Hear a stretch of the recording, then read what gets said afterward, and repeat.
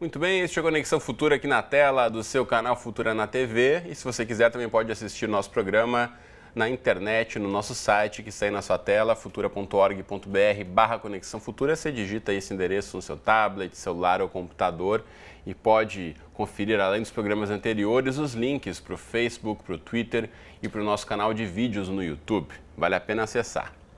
Bom, charges, cartoons, quadrinhos e caricaturas. Os artistas gráficos conseguem tratar dos mais diversos assuntos com diferentes públicos. As primeiras publicações surgiram em jornais, mas aos poucos esses profissionais conquistaram outros espaços, inclusive a televisão e agora a internet. O bom humor característico dessas artes gráficas alivia o estresse da rotina e também abre a possibilidade para a expansão do pensamento crítico. Há 25 anos, lá na cidade de Piracicaba, no interior de São Paulo, o Salão Universitário de Humor revela novos artistas nacionais e internacionais. Quem fala mais com a gente agora sobre esse assunto é o caricaturista Camilo Riani. Tudo bem, Camilo? Bem-vindo à Conexão Futura.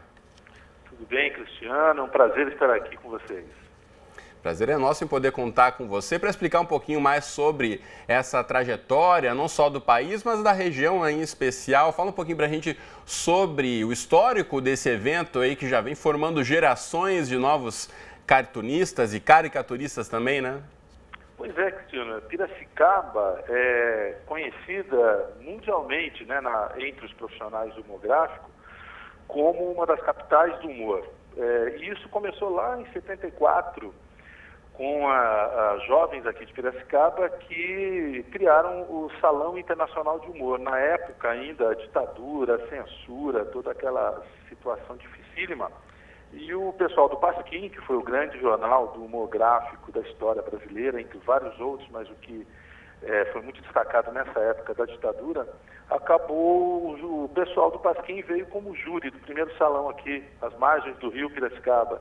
E desde então nunca mais parou. Em 92 surge aqui na Unimep, aqui na Universidade Metodista de Piracicaba, o Salão Universitário de Humor, que é exatamente o formato do salão internacional, mas voltado exclusivamente para universitários. E isso possibilita uma quantidade gigantesca de caricaturas, charges e cartoons em nossos acervos que circulam pelo Brasil todo. Então, realmente, Piracicaba está de braços abertos sempre e com muito bom humor.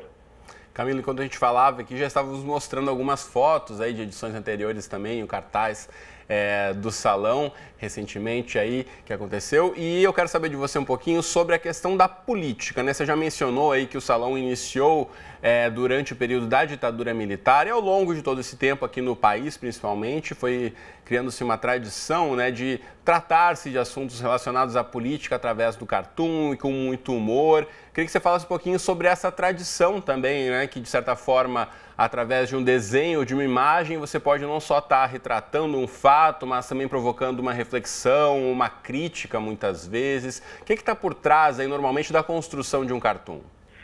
Cristiano, realmente você foi perfeito aí na observação. A crítica, ela é a alma do humor. Não só do humor gráfico, mas do humor como um todo. Mesmo uma piada, muitas vezes despretensiosa, ela sempre tem algum alvo, né? E no caso do humor gráfico não é diferente. No caso, nós temos, basicamente, para ficar um pouco mais claro, assim, que o pessoal às vezes ouve charge, depois cartoon, caricatura, fica basicamente assim, a caricatura, ela é conhecida por alguns como campo geral do humor gráfico, mas entre os profissionais, no meio profissional, a caricatura é aquele retrato distorcido, exagerado, né, que pega mais a fisionomia da pessoa. A charge, ela vai tratar de um fato.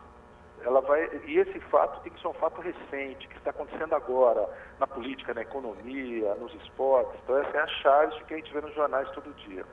O cartoon, visualmente, é muito parecido com a charge, mas ele vai retratar temas genéricos do comportamento, das incoerências da sociedade, e ele pode atravessar anos, décadas e sempre vivo. Esse é o cartoon. E, por fim, as histórias em quadrinhos, que todo mundo conhece, né? São tanto as tirinhas como as de páginas sequenciais, que pode até ser de outros temas, mas nós temos no Brasil uma tradição muito grande do quadrinho da tira de humor. Então, nesse sentido, o nascimento do humor gráfico, Cristiano, foi totalmente pautado por essa ideia de se contrapor ao poder.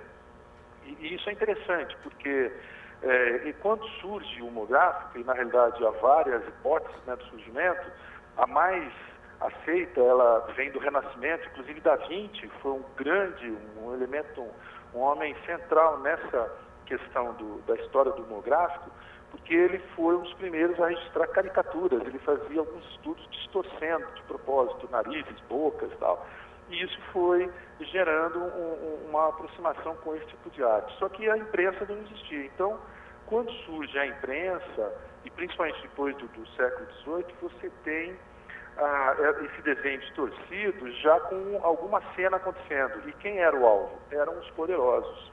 E isso se mantém até hoje. A essência do humor gráfico, do cartoon, da charge, da caricatura, está na crítica, a crítica reflexiva, contundente, mas ao mesmo tempo com o alvo em direção ao poder.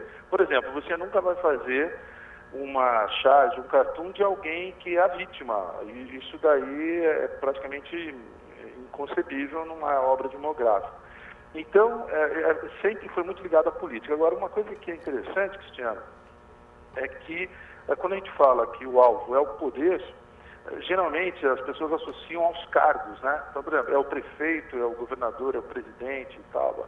E, na verdade, não é só isso, é muito mais complexo, porque muitas vezes quem está ocupando o cargo não necessariamente tem o poder em suas mãos de fato naquele momento, né? Você pode ter outras forças que são mais poderosas, agindo num outro sentido.